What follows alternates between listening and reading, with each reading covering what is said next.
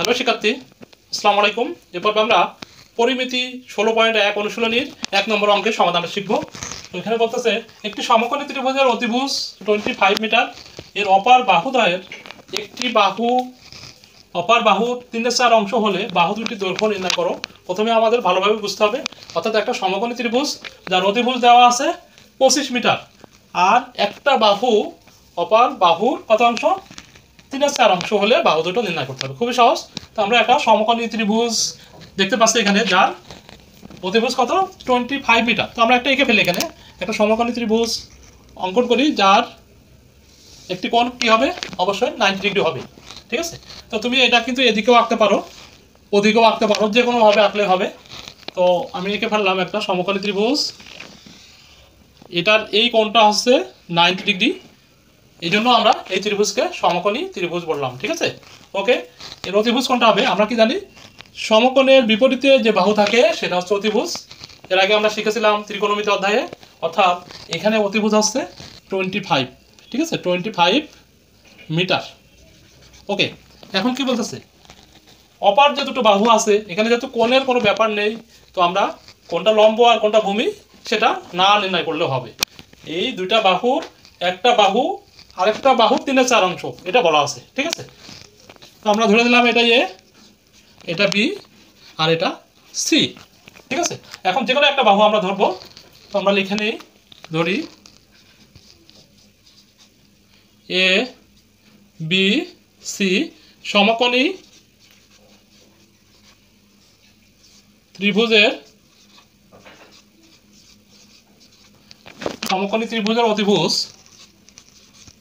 অতিভুজ কি আছে এখানে, এসি, তাই না? AC equal to 25 metre. ঠিক আছে। সমকোণী ত্রিভুজ যেটা দেওয়া ছিল তার একটা অতিভুজ দেওয়া আছে 25 মিটার। ওকে, এখন অপার যে দুটো বাহু আছে, এই দুইটা বাহুর একটা আমরা ধরে নেব। ঠিক আছে। এবং অপার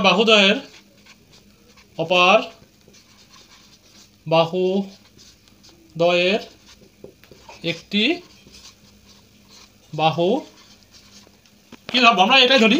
ঠিক আছে। BC equal to x metre আমরা ধরে নিলাম। ঠিক আছে।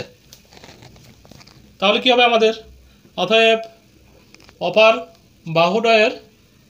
বাহু, ঠিক আছে, এখানে যেটা দেওয়া আছে অপার বাহু, সেটা কি হবে আমাদের এ বি, এটাকে আমরা এক্স ধরলাম। ঠিক আছে। বিসি ইকুয়াল টু এক্স ধরলাম।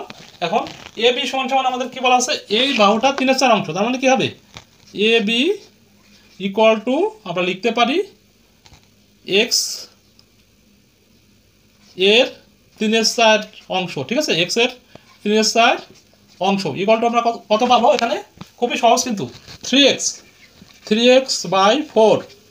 তার মানে আমরা এটা যদি এক্স হয় তাহলে এই বাহুটার মান কত পেলাম। আচ্ছা, এখানে জায়গা নেই, আমি ভিতরে লিখে দিচ্ছি 3x/4। ঠিক আছে, খুবই ইজি।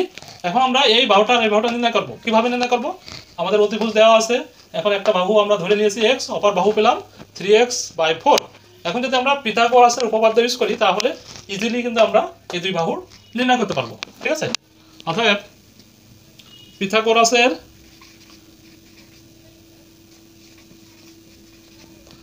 উপপাদ্য অনুসারে আমরা কি জানি, অতিভুজ স্কয়ার ইকুয়াল টু লম্ব স্কয়ার প্লাস ভূমি স্কয়ার, তাই না? তো আমি সুবিধার জন্য আগে লিখলাম এটা, আগে আমরা লিখব লম্ব যেটা, অর্থাৎ এ বি, মানে দুইটা বাহু, এখানে লম্ব আমরা ইন্ডিকেট করিনি যেহেতু কোনটা কোণ এটা আমাদের কোনো প্রয়োজন নেই। তো আমাদের একটা বাহু এর হোল স্কয়ার যোগ অপর বাহু এর স্কয়ার ইকুয়াল টু কি, অতিভুজ স্কয়ার। তার মানে অতিভুজ কি এখানে এসি এর স্কয়ার। ঠিক আছে। পিথাগোরাসের উপপাদ্য অনুযায়ী আমরা কি জানি, অতিভুজ স্কয়ার সমান সমান লম্ব স্কয়ার প্লাস ভূমি স্কয়ার। ঠিক আছে। ওকে, আমি এটা আগে লিখেছি, অতিভুজ পরে লিখেছি, অর্থাৎ A B square plus BC square equal to কি হবে, এসি স্কয়ার। পিথাগোরাসের উপপাদ্য আমরা সবাই জানি এটা, তাই না? ওকে, এখন আমরা মান বসাবো। এ বির মান কত আছে এখানে, 3x/4 এর হোল স্কয়ার, যেহেতু এখানে স্কয়ার আছে সেটা আমরা স্কয়ারটা দিয়ে দিলাম। ঠিক আছে। ওকে, এখন এখানে বিসির মান কত এক্স আমরা ধরে নিয়েছিলাম, তো এক্স স্কোয়ার, আর এসির মান কত আছে 25 আছে, তো 25-এর হোল স্কোয়ার, তাই না? এসি ইকুয়াল টু 25, এটার হোল স্কোয়ার আমরা দিয়ে দেবো। ঠিক আছে, এখন যদি ক্যালকুলেশন করি তাহলে কি পাবো, বা 3x স্কোয়ার অর্থাৎ 9, এটা বর্গ করলে হবে 9x স্কোয়ার বাই 16, আর এখানে পাবো এক্স স্কোয়ার ইকুয়াল টু 25 গুণ 25, কোথায় 25 গুণ 25 125 50, অর্থাৎ 5 2 6 625 হয়। 25 গুণ 25 করলে আমরা পাই 625, তো 625 এখানে লিখলাম 625, বা এখন আমরা এখানে লসাগু করবো, লসাগু হচ্ছে 16 আমাদের, তো এখানে পাচ্ছে কত 9x square plus 16x square equal to 625, তো এই লাইন আমরা ইজিলি সলভ করতে পারি। পরে আমরা কী হবে, এটার সাথে এটা গুণ হয়ে যাবে, তো এখানে কথা আছে 16 আর 9 কত 25। ওকে, তো পরবর্তী লাইনটা এখানে দেখাই, 16 আর 9 25, এক্স স্কোয়ার ইকুয়াল টু আমরা 625 গুণ 16 করবো, 625 গুণ 16 একবার বসাই দিলে হবে, তো রেজাল্ট কী হবে, আমরা ক্যালকুলেটর ইউজ করি। ঠিক আছে,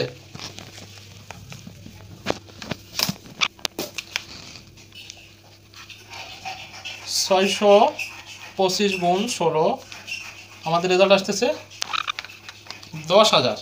ঠিক আছে, এটা করলে একবার আমরা 10,000 লিখে দিতে পারি এখানে 10,000। ওকে, এখন এখান থেকে আমরা এক্স স্কোয়ারের মানটা বের করে ফেলি, বা এক্স স্কোয়ার ইকুয়াল টু 10,000 ভাগ 25, তো এটা থেকে 10,000কে যদি আমরা 25 ভাগ করি ভাগ 25, তাহলে আমরা কত পাবো 400 পাচ্ছি, বা এক্স স্কোয়ার ইকুয়াল টু 400।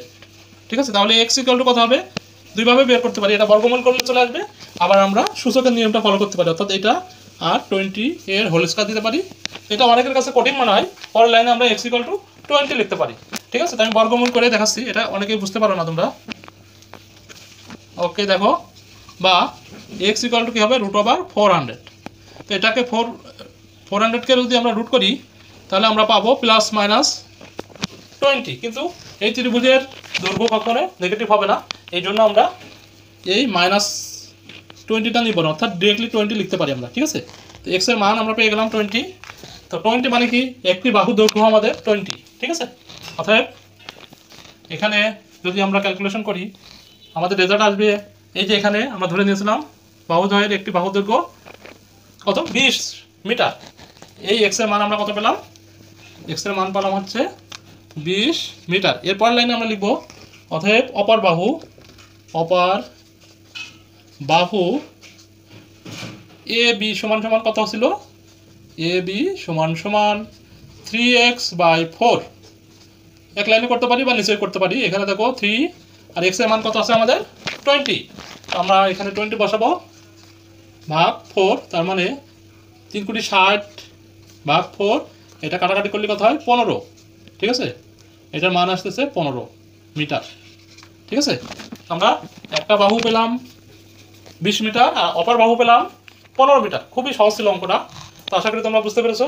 ভালো থেকো, আল্লাহ হাফেজ।